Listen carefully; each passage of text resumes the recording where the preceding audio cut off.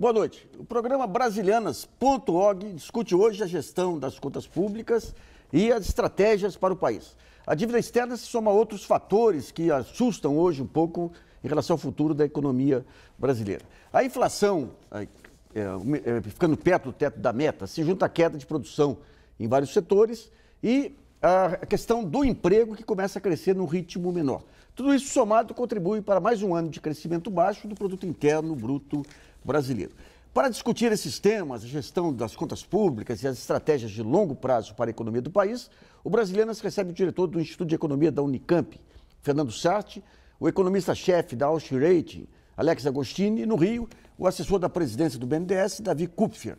E também contamos com a colaboração da jornalista Sara Kines, que vai selecionar sua pergunta enviada pelo portal www.brasilianas.org. Nesse primeiro bloco, vamos abordar inicialmente a gestão das contas públicas e da dívida externa. Alex, como é que você está vendo esses indicadores, esses dois indicadores especificamente? Olha, infelizmente, com bastante preocupação.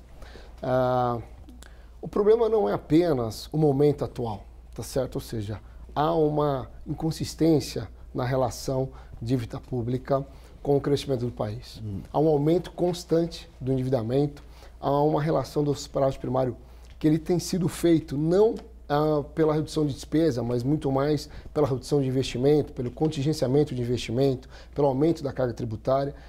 Então isso causa uma certa preocupação em relação à sustentabilidade dessa situação no futuro. Eu acho que essa é a grande preocupação, porque não é só o momento atual. O momento atual do endividamento do Brasil é justificado pelo recente período que nós passamos por uma recuperação econômica devido à crise pós-2008, crise econômica financeira global. Mas o problema é que isso se arrasta de alguma forma, vem se arrastando e a gente não enxerga nenhuma saída. A gente teve uma redução da relação dívida-PIB consistente até quando? Quando que começou a ter essa dúvida? Olha, o mais interessante é o seguinte, a relação dívida-PIB ela vem caindo, só que muito mais pelo lado do crescimento do PIB do que pela redução da despesa. A dívida, olhando ela isoladamente, vem crescendo de forma bastante significativa. E quando você abre o gasto do governo, o que tem aumentado não é o gasto com investimento, que é o gasto bom, tem aumentado com custeio. Mas eu vou perguntar para o Fernando. Fernando, o governo ele tem, quando a gente fala custeio e investimento, quando se fala em saúde e educação, entra onde, digamos, o gasto do governo? Entra como custeio, por exemplo, saúde e educação é fundamentalmente serviço. Esses gastos entram como custeio? Como custeio. Agora, são gastos evidentemente sociais e absolutamente necessários, né? Eu concordo com o Alex com a ideia de que você tem uma proporção custeio-investimento hoje desfavorável, né?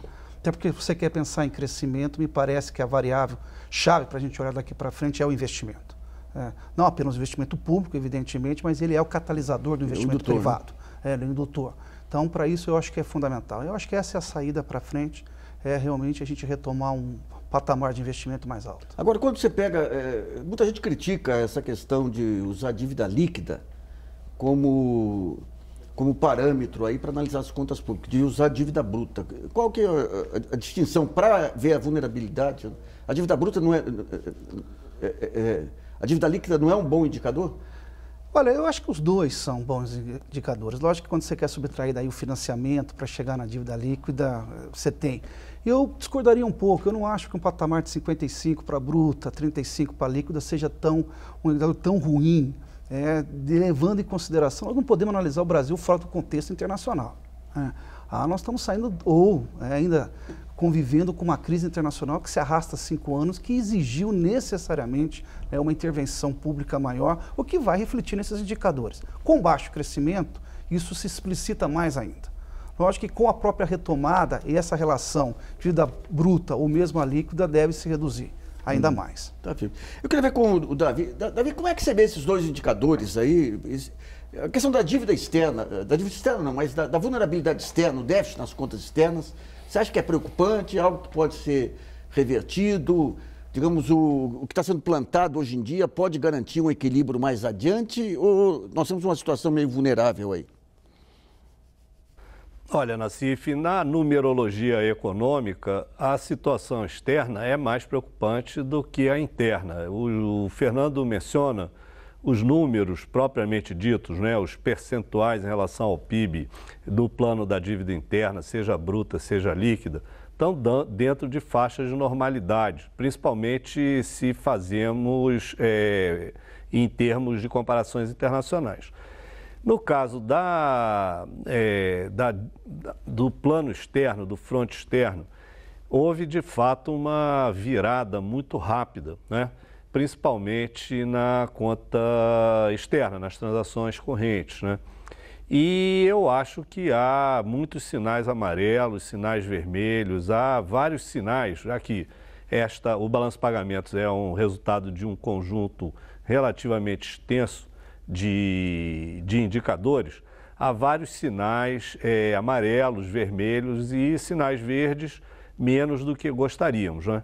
O problema é fundamentalmente a rapidez, a velocidade com que caminhamos para um déficit das transações correntes da ordem de 4% do PIB, e isso precisa ser enfrentado de forma muito firme pela política econômica, tanto no plano macroeconômico quanto no plano da política industrial. Em 2008 nós tivemos também uma deterioração assim que foi, para sorte nossa, a crise internacional acabou impedindo, né?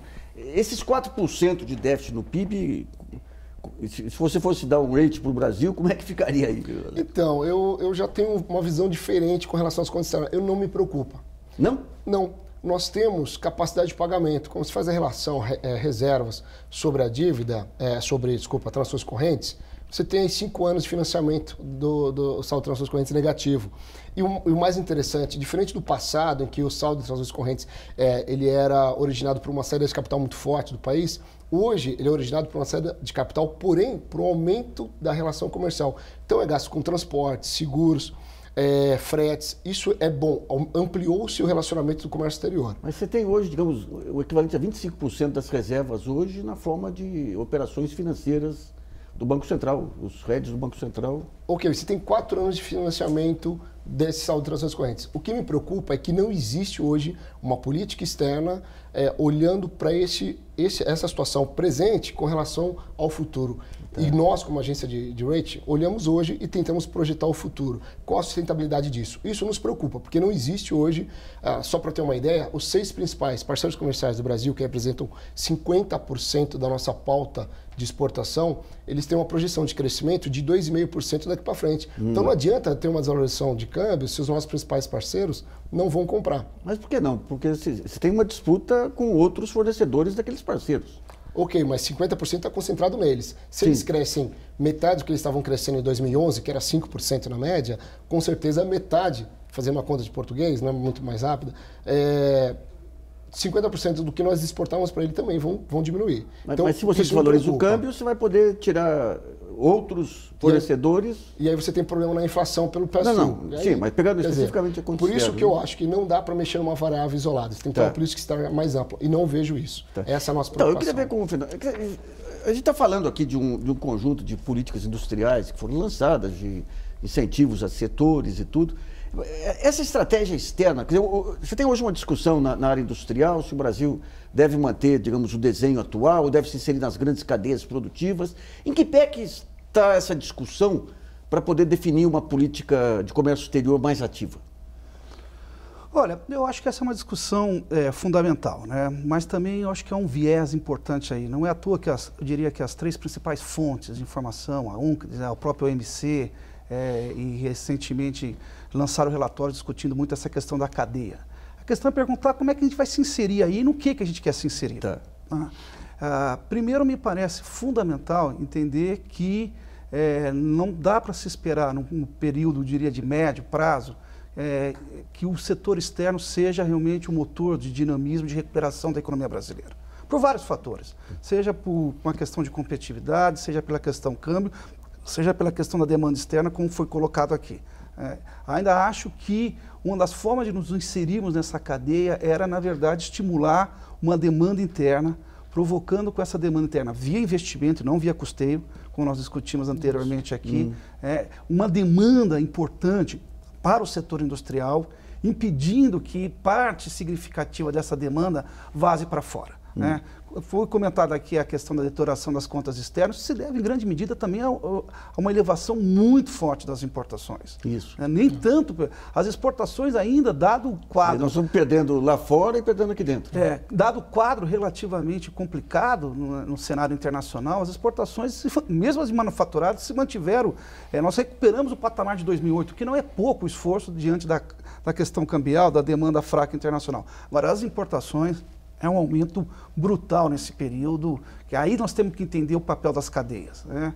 Se você levar em conta que mais da metade das exportações brasileiras, né, são realizadas por grandes grupos estrangeiros e de que 60% a 70% dessa relação comercial, importação e exportação, é realizado de forma intracorporativa, né, no momento que você tem uma demanda fraca lá fora, capacidade ociosa, isso acaba provocando, essas empresas adotam suas estratégias de recolocar a sua produção globalmente.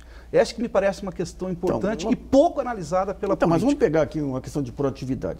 Que nem você colocou, são as grandes multinacionais que definem essa cadeia. O Brasil foi dado aí um presente aí para a indústria automobilística fantástico aí. Não era hora de ter sido pedido uma contrapartida para esse benefício interno, de melhorar o papel da produção brasileira nas vendas internacionais dessas multinacionais? Eu não tenho a menor dúvida, concordo plenamente com esse argumento, mas não sei se vale apenas para automobilística, sem levar em consideração toda essa desoneração que foi concedida à indústria sem exigir uma contrapartida em termos de investimento, em termos de inovação. De exportação. Exportação, o mesmo raciocínio.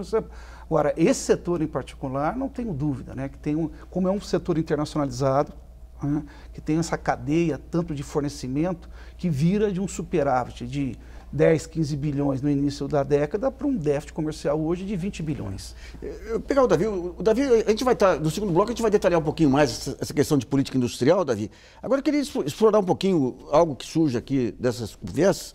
O seguinte, você tem vários fatores que você tem que mexer para poder ter uma melhoria aí nas contas externas. Mas dado, digamos, a velocidade da deterioração das contas externas, tem como escapar de uma desvalorização cambial? Olha, olhando friamente, parece que não, mas também não há um espaço limitado para ajustes no câmbio, né?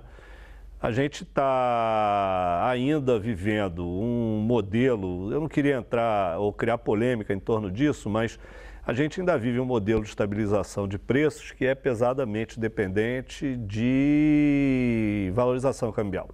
E, de fato, a principal arma, e particularmente o instrumento de resposta mais rápida disponível para segurar os preços, acaba sendo o ajuste do câmbio, ou pelo menos a postergação do processo de valorização cambial, que seria natural, principalmente à medida que o déficit externo vai se aprofundando. Porque eu acho que hoje o quadro é bem diferente de alguns anos atrás. Em outras edições aqui do seu importante programa, Nassif, já conversamos sobre isso, em que havia uma aparente contradição entre o desempenho da economia em geral e essa tendência de apreciação do câmbio. Hoje, essa contradição é mais visível, porque, embora o déficit venha aumentando, isso deveria trazer algum tipo de pressão por uma desvalorização, ajustamento do câmbio, mas, de fato, a gente está vendo o câmbio em processo de revalorização outra vez, não é? Então, ele está, aparentemente, porque houve a mudança nas expectativas, nem vou falar da política de tapering americana ou do ajustamento da política monetária americana, mas houve uma mudança de expectativas em relação a isso.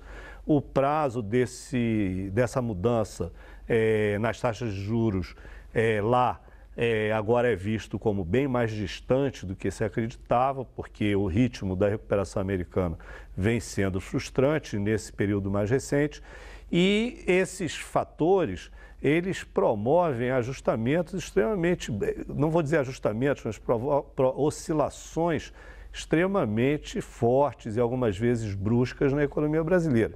Por essa razão, a questão externa me preocupa bastante, porque eu percebo que, apesar de tudo que ocorreu nos últimos 20 anos, ou pelo menos nesses últimos 20 anos, a partir da criação de uma moeda mais estável, que foi o real, que está se comemorando lá os 20 anos disso. Mas, de todo jeito, a economia brasileira continua sendo uma economia reflexa, no sentido de que ela não demonstra ter capacidade de determinar, né, os seus parâmetros básicos de funcionamento. Antigamente se dizia que o mundo espirrava e a gente pegava uma pneumonia, e de algum modo a experiência que tivemos, principalmente no final do ano passado, com o nervosismo no mercado internacional, com a mudança da taxa de juros americana, provocou uma erosão de reservas que foi importante naquela época, que agora está sanada, porque esse movimento perdeu força. Mas eu acredito que há uma condição de volatilidade externa. Nós temos uma dessincronia entre a geração de divisas pelo padrão de investimento recente e até bastante relacionado ao setor petróleo, que será uma vaca leiteira de divisas realmente, e lá na frente vai estabelecer uma condição bastante favorável para essas contas externas, mas já se fala em 2018 ou será 2017, todo jeito a gente terá que enfrentar um par de anos, ou quem sabe um período de até 4 anos, navegando em mares relativamente turbulentos. Então, significa que o ajuste do câmbio ele vai acabar tendo que vir, doa a quem doer, no sentido dos efeitos que isso poderá ter ou não, esperamos que menos do que se imagina, na questão inflacionária. As contas externas estão que nem o fator Sabesp aqui, você deixa numa margem de risco alta e fica torcendo para o cacique cobra coral ajudar a chover. Vamos a uma pergunta selecionada pela jornalista Sara Kines, lembrando que o programa é ao vivo e você ainda pode enviar suas perguntas pelo site www.brasilianas.org. Sara. Bom, Nassif, a gente tem a pergunta da Vivian Medeiros, de São Paulo, capital, e ela quer saber se, dada a complexidade dos fatores econômicos interno e externo, daria para o governo ter feito diferente, evitando o baixo crescimento do PIB nos últimos anos? Alex. Olha, eu acho que sim, poderia ter sido um pouco mais cauteloso na condução da política monetária. Vamos lá, depois de 2009, que teve uma retração do PIB, 2010 foi o maior crescimento desde de 86. Aquele momento, que cresceu 7,5%, 2011, com o novo governo, Dilma, era um momento de trazer a inflação para o controle. A inflação, esse novo governo manteve a mesma fórmula, estimulando o consumo, tentando preservar o emprego, que eu acho extremamente importante, mas negligenciou a questão do investimento. E manteve, colocando lenha no consumo ali, e não teve espaço para aumentar a oferta, a produção. O que aconteceu? A inflação continua sempre no teto da meta, a média dos últimos 4 anos, 6,1%, muito próximo ali do teto da meta. O Banco Central foi perdendo a credibilidade em relação aos últimos anos, a expectativa de inflação para esse ano, 6,5%. Eu acho que em 2011 era um ano chave, importante, para este governo trazer a inflação para baixo, abrir mão do crescimento, porque já tinha crescido bastante, e agora, com certeza, teríamos uma inflação menor, um juro menor e um crescimento maior. Não há dúvida. Infelizmente, manteve-se a mesma fórmula e aí estamos pagando um preço muito caro. Vamos para o primeiro intervalo em brasilianas.org. Volta já.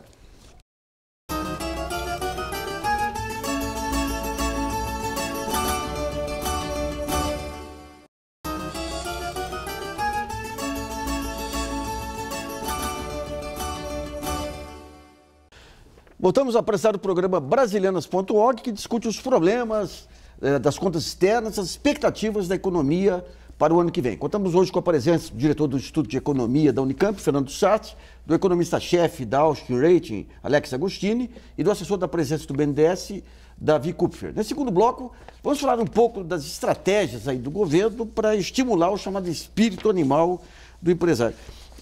Davi, quando você pega o governo Dilma, tem um conjunto de programas aí que foram muito favoráveis à economia real, né? O Reintegra, os programas de financiamento do BNDES, as isenções tributárias, os financiamentos de pesquisa, o próprio pré-sal com, digamos, a compra de conteúdo nacional e tudo. Por que esse conjunto de medidas não tem um efeito macroeconômico? O que está faltando? Olha, Nassif, é difícil dizer que não tem um efeito macroeconômico, não é? De verdade, nós, economistas, né, temos muita dificuldade em certas situações de estruturar metodologias que permitam quantificar fenômenos hipotéticos, não é? Então é evidente que isso já foi palco de debates, às vezes acalorados e tudo, mas não sabemos se de fato esse conjunto de medidas não teve efeito macroeconômico e talvez a ausência deles, a economia tivesse crescido ainda menos ou talvez chegasse a um limite de um crescimento nulo, né? Acho que me ocorre dizer isso aqui em função do final do bloco anterior, da interessante pergunta da telespectadora, se não se poderia fazer diferente, não é? Eu acho que, a posteriori, depois que o fato acontece, sempre se pode fazer diferente, né?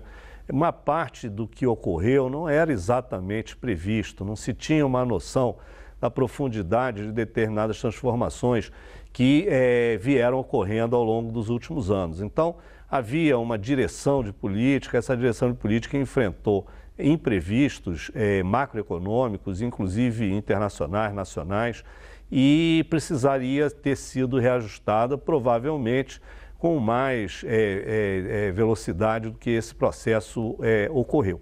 Acho que o sucesso, isso eu aí estou me remetendo de fato ao tema do final do bloco anterior. Eu acho que o sucesso da política anticíclica brasileira no período 2009-2010 acabou se revelando trazendo um pouco de uma armadilha, né? Porque se imaginou que se poderia reeditar outros sucessos anticíclicos no quadro específico que se estabeleceu de 2011 para frente, quando há um segundo mergulho das expectativas internacionais, né? Veja que nós, Brasil, não temos muita experiência com política anticíclica. A gente sabe disso, né? Isso é consensual, né? Poucas vezes na história recente houve saúde, robustez macroeconômica para que políticas dessa natureza fossem praticadas, né? E talvez essa experiência ainda incipiente, né, tenha levado a se desenhar uma mistura de políticas de defesa, estrito senso, de defesa do nível de atividade, com os objetivos mais reestruturantes da política industrial. Eu tendo a considerar, olhando para trás, com benefício dos fatos ocorridos, que a dimensão de defesa do nível de atividade talvez tenha sido proporcionalmente muito mais focada do que a busca de reestruturação e de um tipo de ação mais transformadora do tecido industrial brasileiro. Ô, Fernando, não só o Brasil, em termos mundiais você tem, digamos, o efeito pêndulo aí, que você tem períodos de liberalização total, tudo por conta de mercado, que cria um conjunto de distorções e acaba o pêndulo vindo por outro lado, com o ativismo de política econômica, que no começo corrige as distorções, depois provoca outras. Qual que é o limite? Por exemplo, o ativismo do governo, do Estado, ele é importante para a atividade econômica. Mas até qual é o limite, digamos, do voluntarismo a ponto de você criar interrogações na cabeça do empresário?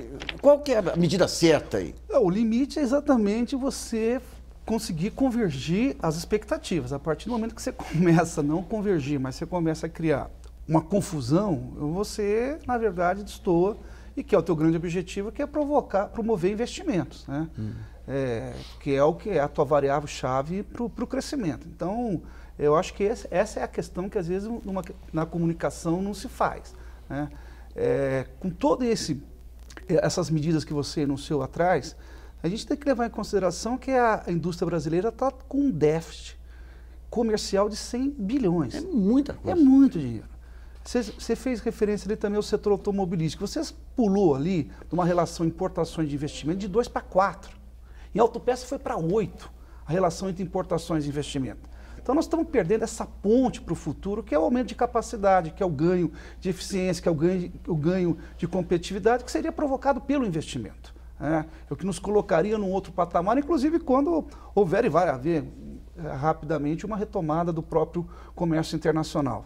Nós estamos perdendo essa ponte. Eu acho que o limite é esse, é criar expectativas de que haverá mercado que vai poder retornar esse investimento. Você tem um conjunto de instrumentos aqui, você tem um conjunto de expectativas. O que falta é o discurso que unifique tudo e mostre a direção.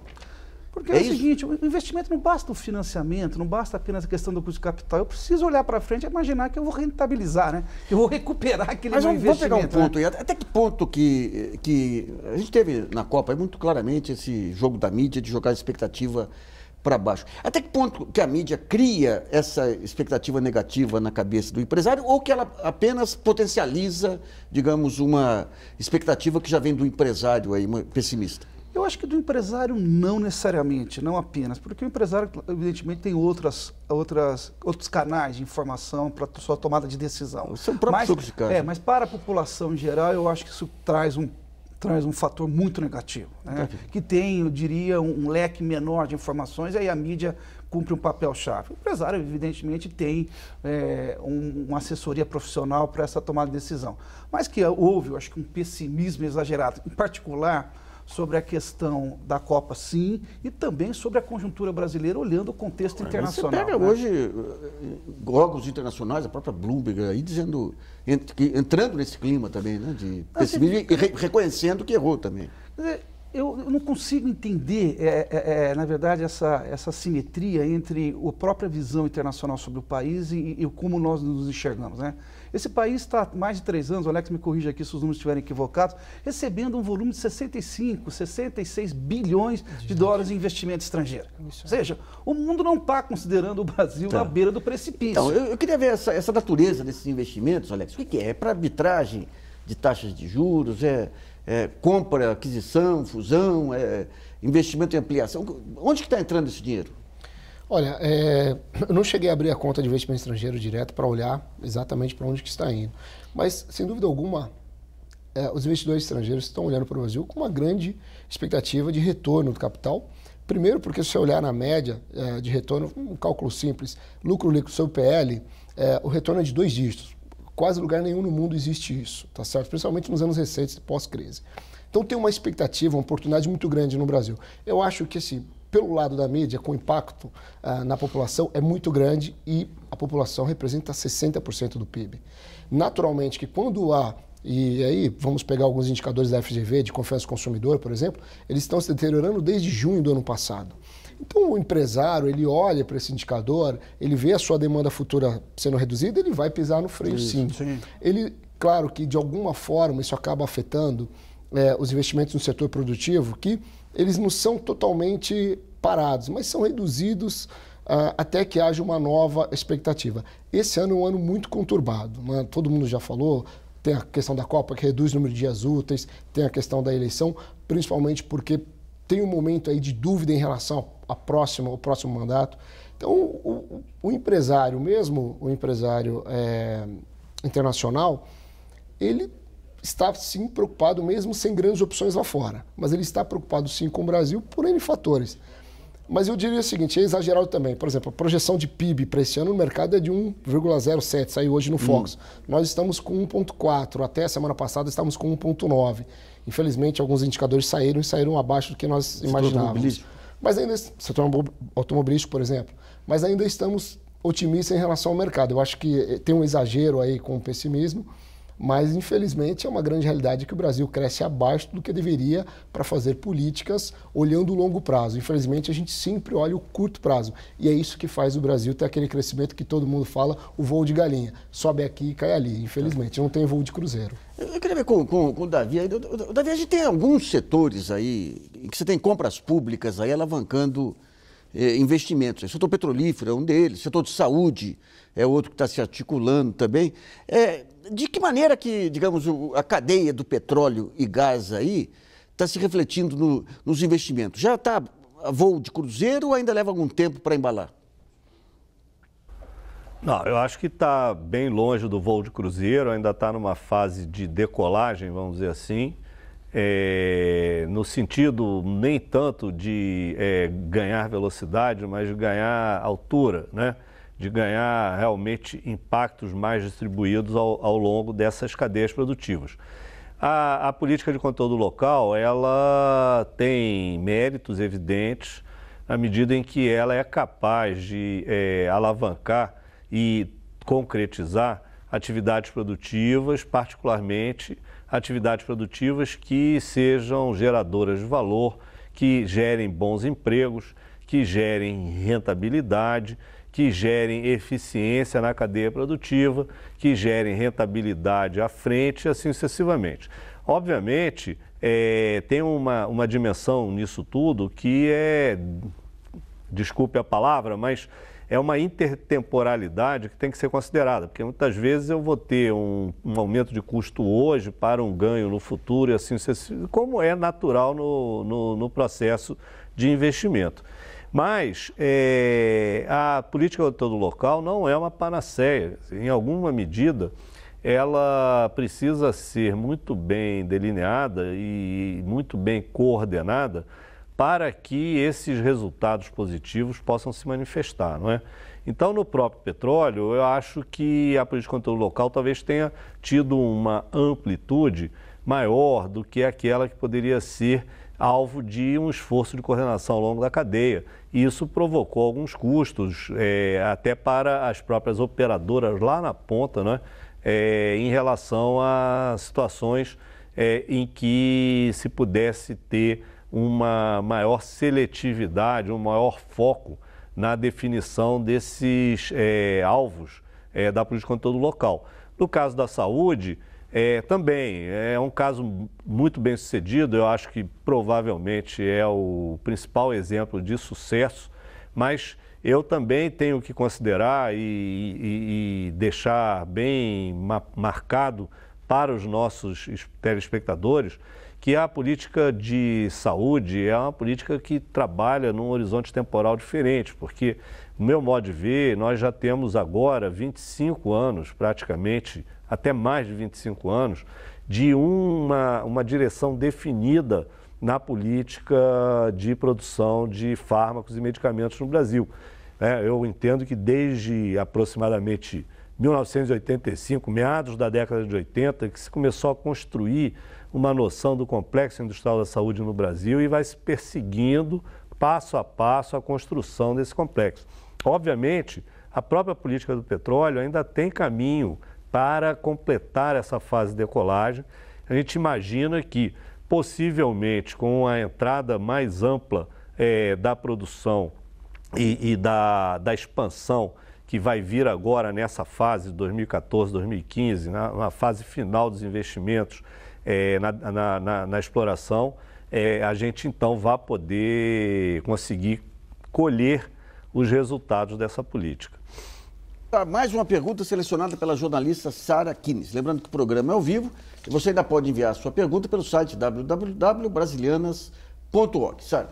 Bom, o Hugo Ribeiro, de Belo Horizonte, Minas Gerais, ele diz que um dos grandes problemas para a indústria é a descontinuidade de políticas públicas desde o fim do regime militar.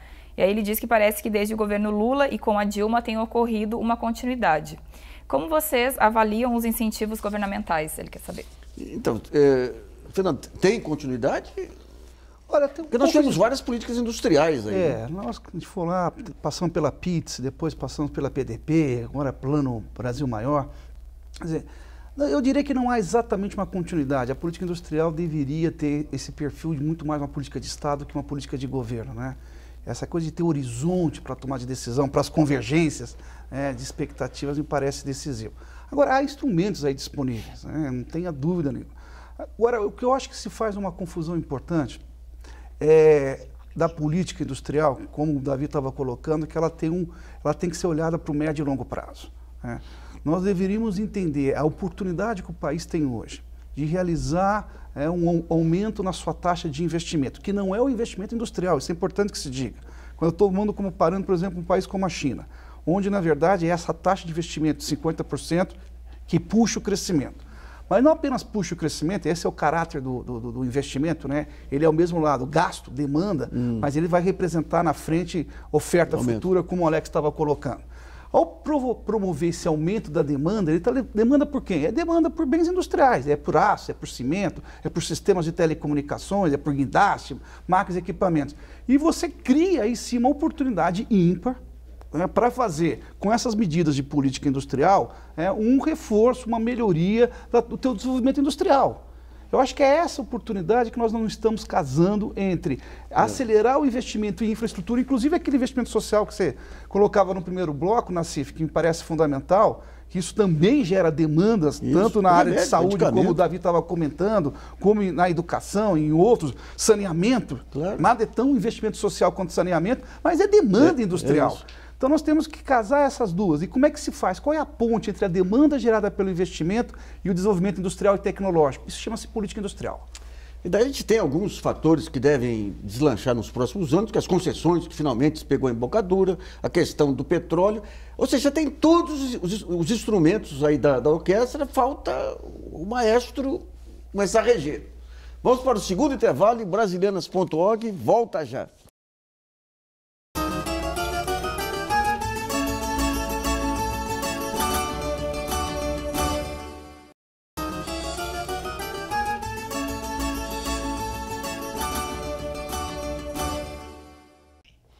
Voltamos a apresentar o programa Brasilianas.org, que discute hoje os problemas da economia brasileira e as perspectivas para 2015 em diante. Nesse terceiro bloco, vamos falar um pouquinho dessas estratégias de longo prazo para a economia. Eu queria ver com o Davi. O Davi, quando a gente pega o modelo coreano, o modelo japonês, eles fizeram um investimento pesado no que seria a indústria do futuro. No caso brasileiro, quais são os setores de futuro aí que o país devia apostar todas as suas fichas?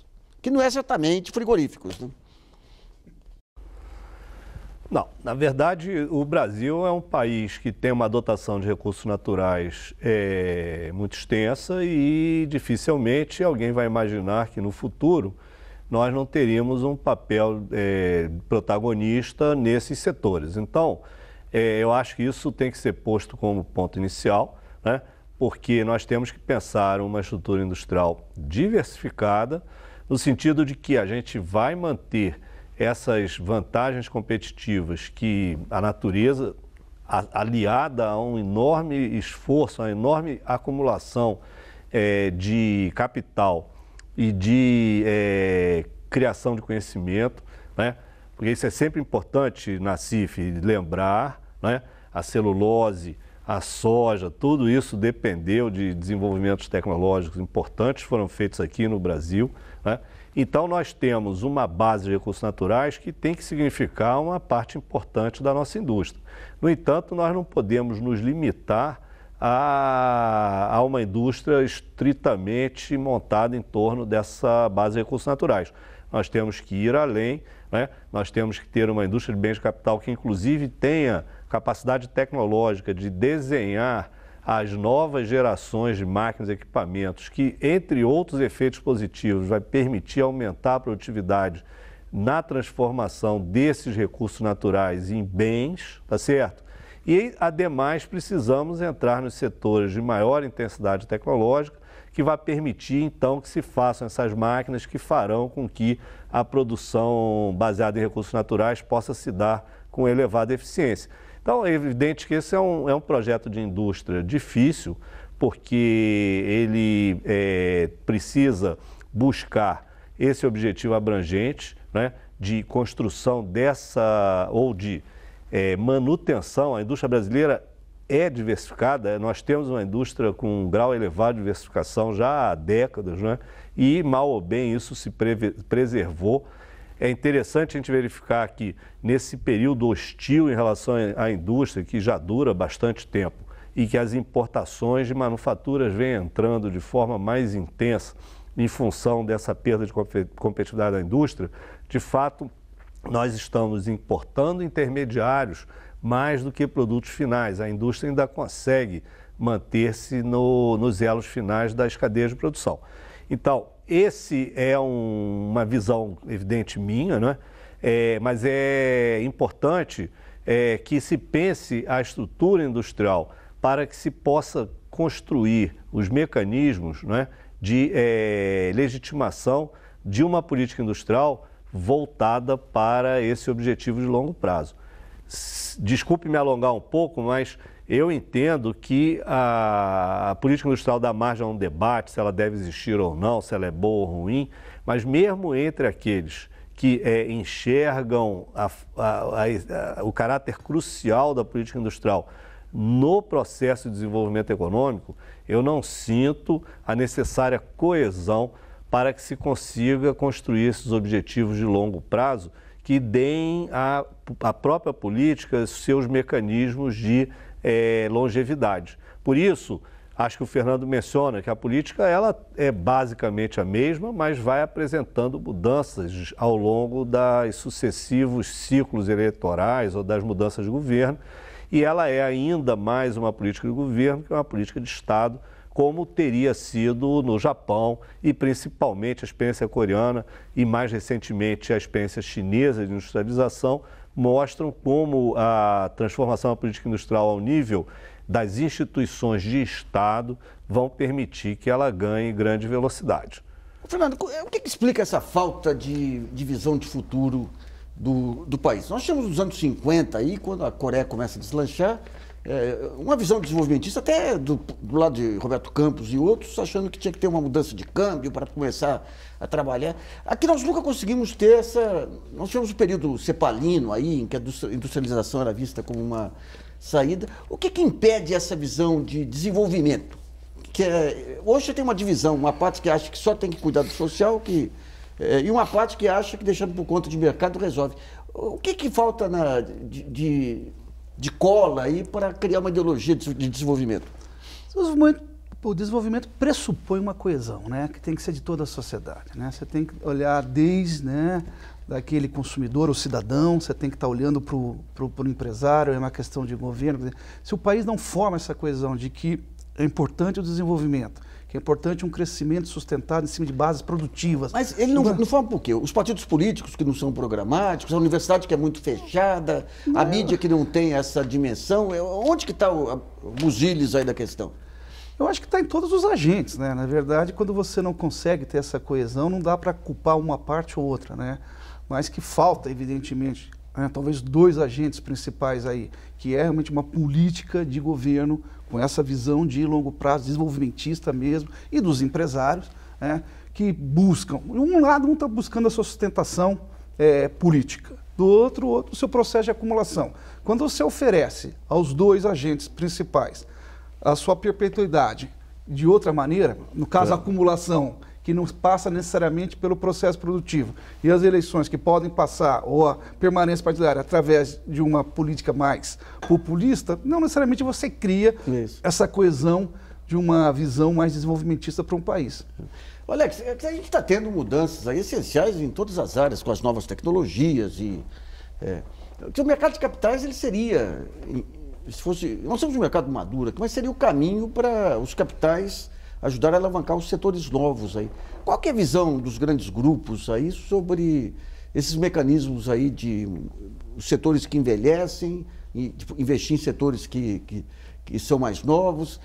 O conservadorismo acaba sendo mais forte que a inovação, não? Também nessa área de investimentos? Olha, é muito interessante. O mercado de capitais, ele sempre está disposto. Ele foi o principal canal de financiamento e desenvolvimento econômico das economias desenvolvidas, tá certo? No Brasil, isso demorou bastante para ocorrer. Em 2000, eu escrevi uma tese falando que no Brasil, naquele momento, não era um bom canal para desenvolver a economia brasileira. Hoje em dia, tenho certeza que sim. Só que ainda existe um fator que é a confiança. Enquanto o governo não transferir ao empresário a confiança, não importa qual setor. Porque você tem muitas fortunas que foram criadas aí com venda de ativos e tudo, as grandes famílias aí que... E você vê esse receio do novo, inclusive, né? O Brasil ele é muito aberto à renovação, à inovação, a mudanças. Tá havendo uma verticalização muito forte no desenvolvimento do Brasil. Deixamos de ter força física e passamos a ter a questão da inteligência como o nosso grande fator diferencial aqui na América Latina. Agora, precisa que haja uma transferência de confiança por parte do governo para o empresário, para fazer com que esse financiamento ele ocorra, que seja de longo prazo. Longo prazo no Brasil, infelizmente, é de 5 anos. E longo prazo, para você mudar a história de um país, leva pelo menos uma geração. Nós estamos falando aí de pelo menos 25 a 30 anos. E nós não vimos, na história recente da economia brasileira, nenhum sacrifício em relação a abrir mão do populismo em prol da população. Eu sempre digo o seguinte, infelizmente nós temos no Brasil uma gestão política e não uma gestão pública, não para o público. E isso é o que faz o Brasil ainda patinar. Então, mas quando a gente pega também o investimento social, ele ajudou a criar um mercado de consumo robusto que devia ser a base inicial. Quer dizer, não dá para descuidar também dessa parte da inclusão, né? A inclusão ajudou a criar um mercado de consumo muito robusto aí, né? Sem dúvida, e eu acho que o governo demorou para enxergar isso. Não estou falando desse governo, tá? Que fique claro, é o histórico, o governo do Brasil. Mas nos últimos anos... Isso, demorou para enxergar isso. Transfere para a iniciativa privada aquilo que ele é mais competente, principalmente na parte de infraestrutura logística. Isso. Cuida do social, se preocupa com isso, que é a sua grande competência, ou pelo menos deveria ser, que o resultado ele vai ocorrer com o tempo. Não adianta também acharmos que fazendo isso em 1 ou 2 anos, teremos o problema resolvido em 3, 4 anos. Isso leva tempo. As nossas ansiedades, nossos anseios são de curto prazo, os estados são de longo prazo. Essa coesão que o Fernando falou, que o Devaney falou, ela precisa existir, mas ela tem que partir de quem hoje dá as cartas, que é o governo, não tem jeito. Não tem jeito. Vamos a mais uma pergunta enviada através do portal www.brasilianas.org, selecionada pela jornalista Sara Kids. Sara.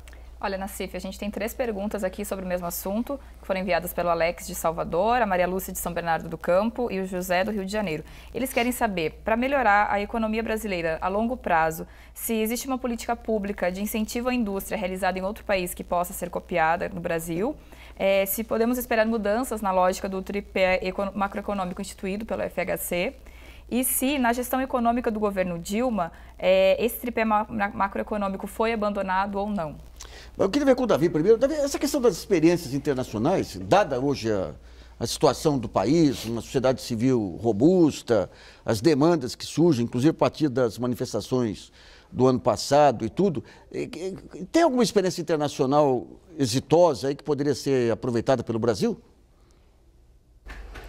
Olha, certamente sim, mas não um modelo transplantável, né? Na verdade, existem, sem exagero, dezenas de programas, de iniciativas que têm espaço para serem praticados no Brasil e que produzirão efeitos parcialmente positivos, mas que dificilmente, individualmente, vão ter a capacidade de dinamizar ou redinamizar a indústria e a economia brasileira. Então, você tem na Índia, já até há experiências agora de reprodução, mimetização no Brasil, toda uma questão ligada ao mundo do microcrédito e dos pequenos empreendedores. Você tem um monte de coisas. Eu não acho que essa seja a questão.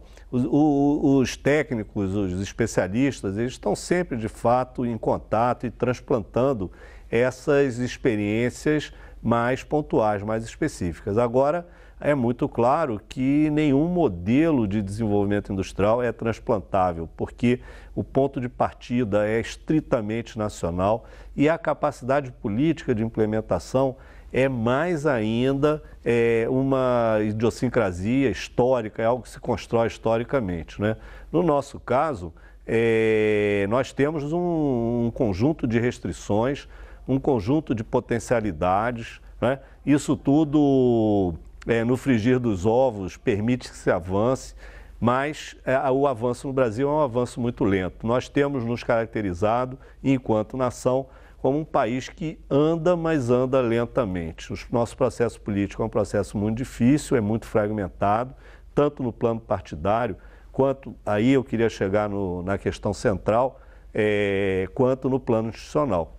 As nossas instituições, não somente as públicas, mas também as privadas, os mecanismos de representação que se construíram ao longo da história na sociedade brasileira, estão um pouco desgastados, precisam ser renovados. E essa renovação ocorre com lentidão porque os interesses pré-existentes dificultam muito o surgimento dessas novidades institucionais, né? Então, eu vejo que, de fato, o que eu entendo que é a principal marca da política industrial brasileira?